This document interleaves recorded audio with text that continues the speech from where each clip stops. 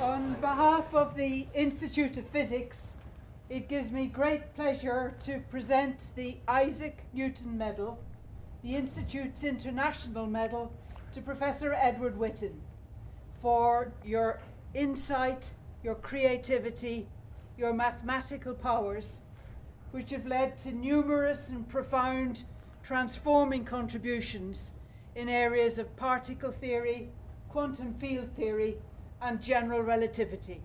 Our many congratulations to you. Thank you so much, Jocelyn. Thank you. It's quite an honor to be chosen for the Newton Medal by the Institute of Physics. I only hope that I'm able to live up to this honor.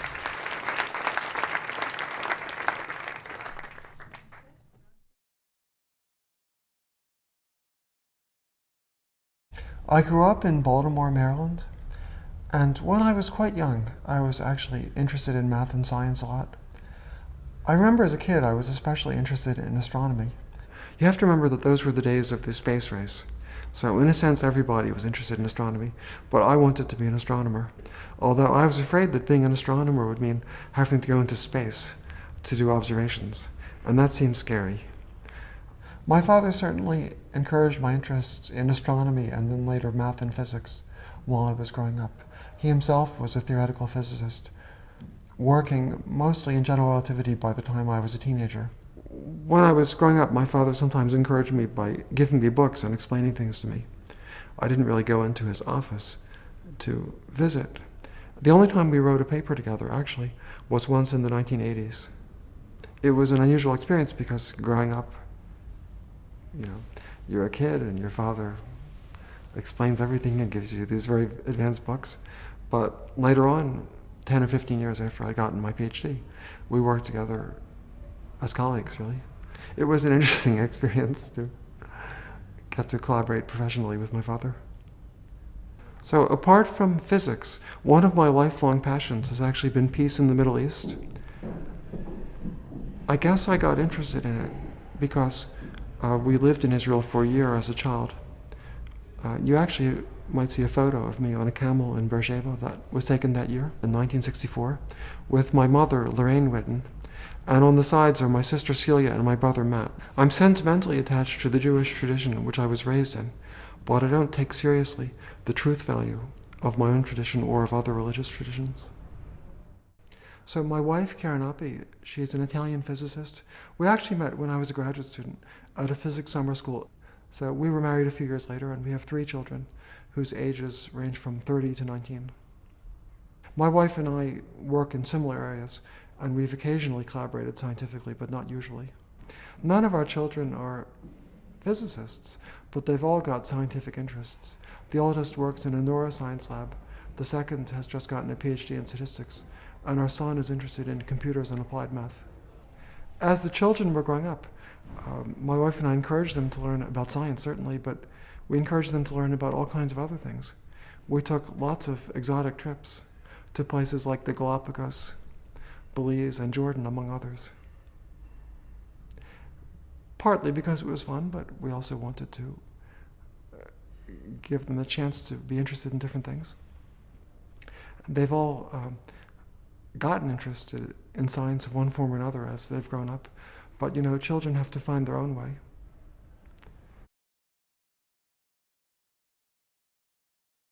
So growing up until the age of about 15 or 16, I was really interested in astronomy, math, and physics, but I didn't study them at as an advanced level at that age as other young people interested in those subjects might do. In fact, in hindsight, I might have been a little bit better off if I'd gone a little bit farther. But as it was, I didn't. I think in part my parents didn't believe in, as they saw it, pushing children to get too far too fast with that sort of interest. And at the age of about 16 or 17, I developed other interests in history, linguistics, journalism, all kinds of things actually, for a few years. My degree is in history, it's factually correct, but at my university, to have a degree that was labeled a history degree required a very modest number of history courses. So what I actually had was a wide smattering of all kinds of courses. Actually, the subject I was most intensely interested in as an undergraduate, at least for a while, was linguistics. After I got my degree, though, I was out of the university for a year or two. For example, for half a year I worked on the McGovern campaign. But during that period, I had the sense to realize that math and physics were what would suit my talents best.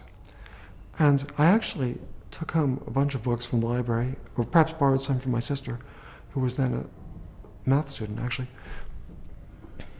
and decided what I wanted to do based on those books, and reached the conclusion that it was theoretical physics. I was lucky enough to be able to get into graduate school, originally in applied math, and then changing into physics. That was at Princeton University, where I got my PhD in 1976. As a student, I was studying the standard model of particle physics. My education was fairly standard at that time for a theoretical physicist with interest in elementary particles and the fundamental laws of nature, meaning I studied quantum theory and relativistic quantum theory, thermodynamics, quantum field theory, Einstein's theory of gravity, which we call general relativity, and all those nice subjects. I didn't take anything you could possibly call a math course. I worked successfully as a student on some questions involving the standard model, which could be treated by small but sometimes fun extensions of known methods. And then there were bigger questions about the standard model, some of which remain unsolved to this day, which fascinated me at the time. Then, and especially later, during my postdoctoral years after I'd received the PhD, which was in 1976, gradually it turned out that both trying to understand the standard model better and trying to go beyond it, we were led to ask new questions that involved more sophisticated mathematical methods. So bit by bit, I started learning and applying mathematical techniques that originally were not part of the education of a theoretical physicist back in the days that I was a student. And the perspective changed because things kept changing.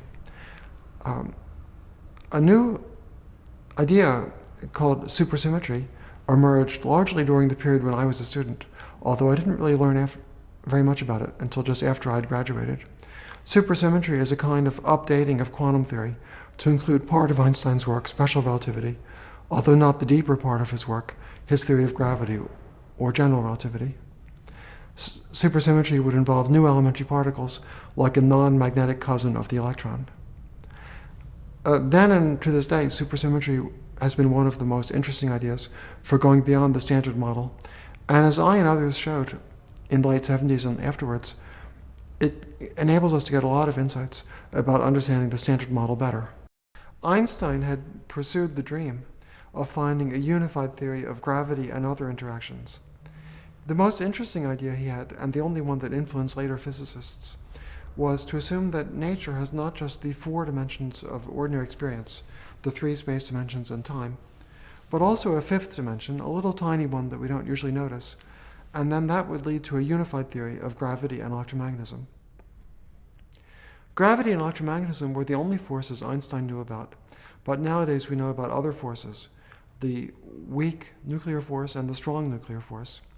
And to modern physicists, it looked like Einstein's attempt to unify the forces of nature was premature because he didn't know about most of them. Still, the idea of extra dimensions as a method of unification was interesting, and I was one of many physicists who worked on that in the late 70s and early 80s, and I contributed to making it more realistic. But I also linked it up with my interest in the question of whether energy was positive in Einstein's theory. I actually showed that if you assume one more extra dimension, and you don't have supersymmetry, the catastrophe that people had speculated about with negative energy actually happens, and the world does explode and come to an end.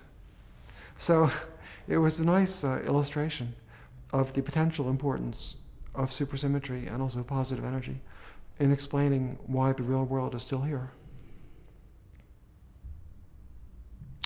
Meanwhile, some of my colleagues were pursuing a more ambitious theory even than supersymmetry, which aimed to unify gravity with the other forces at the quantum mechanical level. 20th century physics is broadly based on 2 big theories. There's general relativity, which is Einstein's theory of gravity, and there's quantum theory, which is the framework in which we understand all the other forces. If you try to put the 2 together, you run into seemingly intractable difficulties. The origin of the difficulties is that, according to Newton, the gravitational force becomes infinitely strong when two particles approach each other. It's not a problem for the moon going around the Earth, because the moon always stays at a safe distance. But if you consider two elementary particles, you've got a problem. They can really go all the way into zero distance.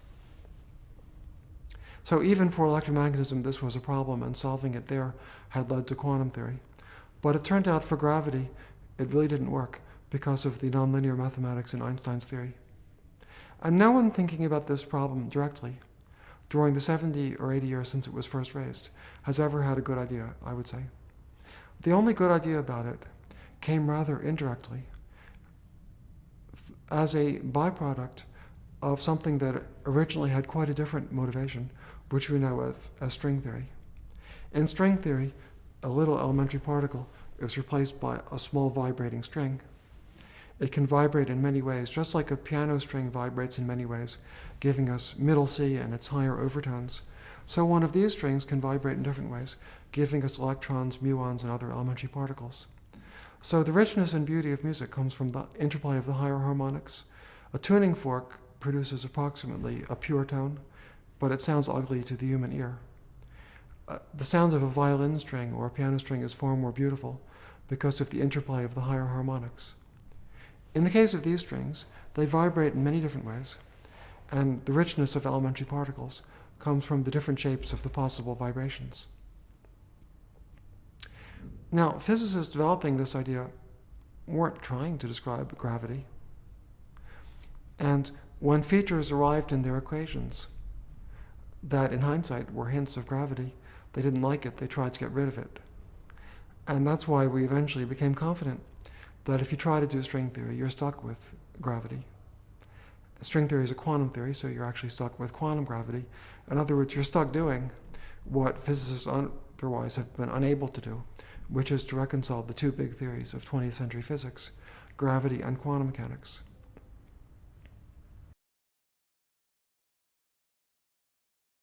String theory was developed in a way that made it possible to have theories of gravity and quantum mechanics, with gravity unified with elementary particle forces. But I realized a key point, actually, which was that there was a flaw in the models of elementary particles, which is that in that framework, as it existed then, it was impossible for the weak interactions to violate the symmetry between left and right in the way that we actually see in nature. So this was a puzzlesome point. I did some peripheral calculations, sharpening the problem a little bit.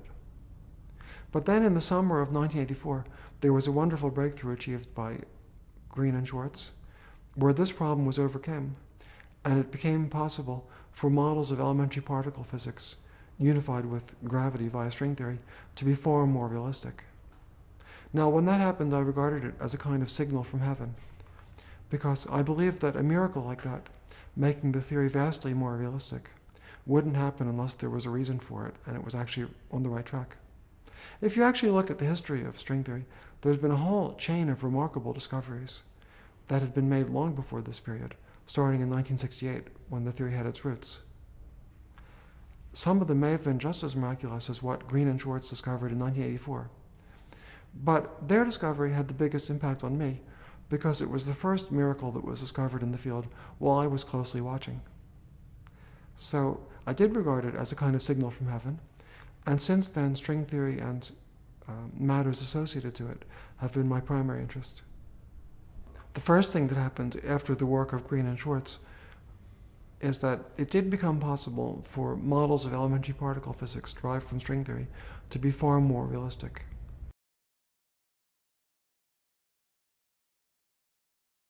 The perspective of the mid-'80s was that string theory introduced a new ingredient, modifying Einstein's ideas of geometry and space-time, that was just as fundamental as quantum theory, but different. And most of us string theorists spent the decade after 1984 studying this new dimension in geometry, while thinking of quantum effects as being something we would take into account later. We treated the quantum effects as small, and we looked at this new dimension in geometry. From that point of view, there were 5 possible string theories, which was a big advance over what we had in physics before, but it did raise the question of who needed 4 extra theories. So in the mid-90s, there was a new synthesis where we didn't treat the quantum effects as small. We took them into account more comprehensively, and we learned that in the quantum world, the 5 different string theories were just 5 different limiting cases of one bigger theory. I coined a name for that bigger theory, which was M theory, but that really was just giving a name to the unknown. M theory is our candidate for superunification. If this general approach is right, we've got one theory which includes gravity and quantum theory and the elementary particles, and it's our candidate for a deeper understanding of laws of nature. We've been studying it in different ways now for at least 40 years, but we're far from understanding it properly. It's conceivable that we'll fall short in our dream of understanding what string theory means and how it applies to the universe. But the fact is that once we've discovered a unique theory that's a candidate for unifying gravity, quantum mechanics, and all the forces, it's inevitable to try to understand it as well as we can. There's never any guarantee in life of what you can achieve, but when you have this opportunity, it's inevitable to think about it, and I'm sure that this effort will continue.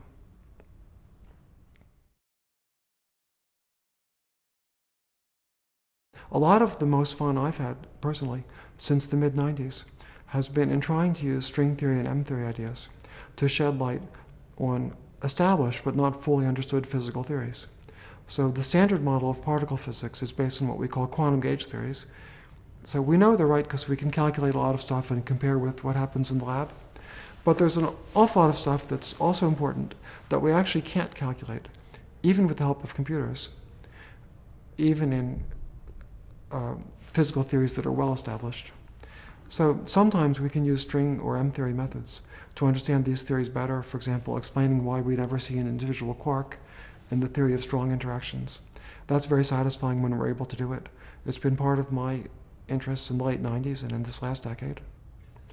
String theory has given us a lot of new insights about how known physical theories behave. These range from the proof of positive energy, my own earliest contribution in that spirit, to later insights about questions like why quarks are trapped inside atomic nuclei, the behavior of heavy ion collisions, quantum critical behavior, quantum black holes. There are many instances where questions were asked in the context of established physical theories, and often these are simply questions about known but intractable equations of standard physical theories, where re-asking these questions in the light of string theory has given a lot more insight about the answers. So one of the things that gives me confidence that string theory is on the right track is that it's shed a lot of light on the behavior of established physical theories. Another thing that convinces me that string theory is on the right track is that in a strikingly elegant and beautiful way, it gives a good rough draft of the real world of elementary particles as we see it, unified with gravity. It's true that we haven't really gotten past a rough draft, but a lot of astonishing discoveries have gone into the fact that that rough draft is possible.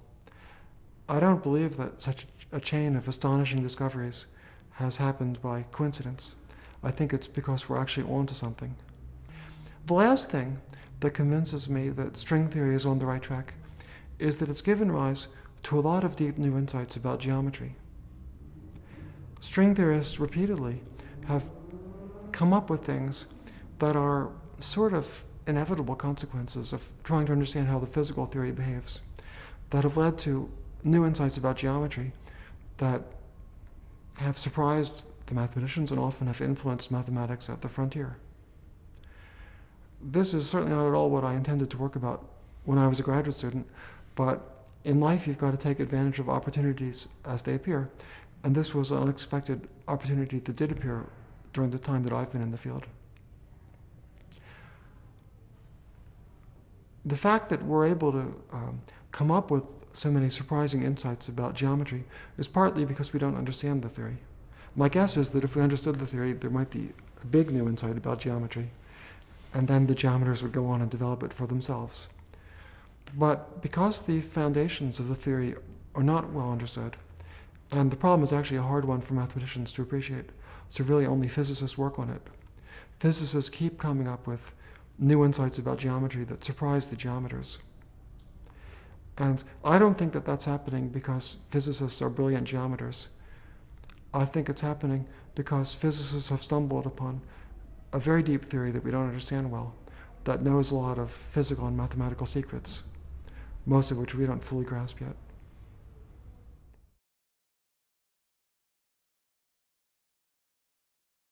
What fascinates me most is what is the core new idea that string theory is based on. So Einstein based his theory of gravity on the notion that space-time was dynamical, that gravity resulted from the curvature of space-time, and that the future of space-time can only be found by solving some equations that he eventually discovered. The core ideas in string theory are not known. String theory was invented in an incredible and, to my mind, rather lucky process of discovery, where people stumbled upon a wonderful trail that started long before I was in the field, but which I've been privileged to contribute to. What fascinates me most would be to understand what it really means. But at the same time, a little modesty compels us to say that during the last 40 years, nobody's really had the conception or the ability to anticipate what was going to happen next. The theory has repeatedly forced upon us new turns that we didn't anticipate. And that's probably still true today. So while I'm most fascinated about the big questions, I don't think I'm likely to be able to answer them by direct assault. And I usually don't think about them actively. In fact, the hardest part of research is always to find a question that's big enough that it's worth answering, but little enough that you actually can answer it. What I'm actually working on today is it's something that's fascinated me for roughly 8 years since I learned about the question. I learned about something new that mathematicians, algebraists really had discovered, starting with a man named Kovanov. Kovanov found a new twist on something that I and other physicists had done in the last 80s. It was a very interesting new twist, though. I felt it should be understood better using physics-based methods. But I was, for years, completely baffled about how to do that. Even though actually some fellow physicists made some contributions in that direction, I still couldn't understand what to make of it. And meanwhile, the mathematicians working by their purely algebraic methods kept making progress. But in the last few months, I finally succeeded in finding a physics-based viewpoint that I'm happy with. Now, I've invested a lot of energy into that, and there's a lot more still to come because just writing up what I've understood is actually a lot of work. And as is often the case, it's very hard to predict what the payoff may be. The short term is that the algebraists will go on using the algebraic methods because they're better founded mathematically. And the insights are there. They can be understood by string theorists who want to, but only a few string theorists will want to. But I think it's interesting, so I've wanted to understand it. And sometimes virtue is its own reward. It doesn't come with the guarantee that understanding something really is important. I suspect it will be in this case, but it might take a long time. What's great about science is that the frontiers are still there. You're not going to be able to discover a new continent, and climbing a mountain that hasn't been climbed before is getting harder all the time. But in science, even though the frontiers are different from what they were in the past because we know so much more, there are frontiers that are every bit as exciting as the frontiers of the past. So we're working on a theory whose fundamentals we don't understand. But the thing is that that's a mixed blessing. One would like to be able to understand what we're doing, but because we don't, there's ample room for fresh discoveries. I'd say that there's every prospect that a young student, maybe in high school or even elementary school, listening to this interview, will have the chance to possibly grow up and be the one who will figure out what string theory means, or at least important pieces of that puzzle. We are more like people who have stumbled upon some incredible underground treasure. We don't even really know what the treasure is. We just know that when we dig in the ground, we find bits and pieces of buried treasure, and we don't yet understand where the main lode comes from.